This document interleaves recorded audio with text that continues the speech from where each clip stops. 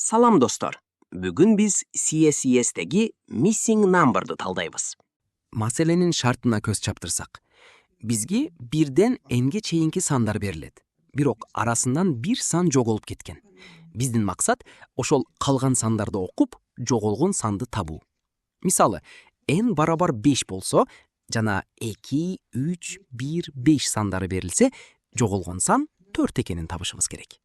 Бул маселени чечүүнүн эң тез жолу математиканы колдонуу. Ал үчүн 3 кадамды аткарабыз. Биринчиден, бирден энге чейинки сандардын толук суммасын арифметикалык прогрессиянын формуласы менен таап алабыз.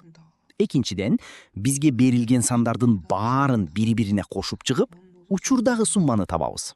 Акырында толук суммадан ушул тапкан сумманы кемитип койсок, жоголгон сан келип чыгат.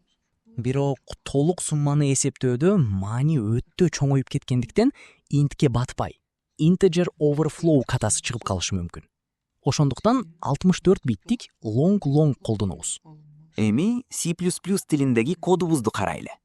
Программа тез иштеши үчүн эң башында киргизүү чыгаруу операцияларын тездетүүчү саптарды жазабыз.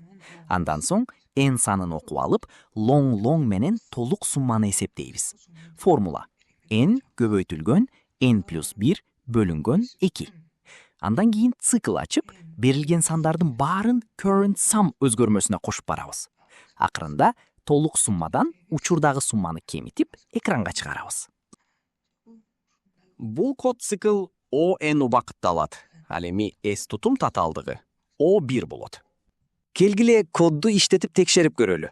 5 санын жана 2, 3, 1, 5ти киргизебиз. Жооп 4 чыкты. Эми башка тест берип көрөлү. 3 санын жана 3, 1 сандарын киргизебиз. Жооп 2. Сонун код кемчиликсиз иштеп жатат. Эми чечимибизди CSCS платформасына жөнөтөбүз. Файлды тандап, submit баскычын басабыз. Жана бардык тесттерден ийгиликтүү өттү. Accepted. Маселе 100%га туура чечилди. Көңүл бурганыңыздарга рахмат.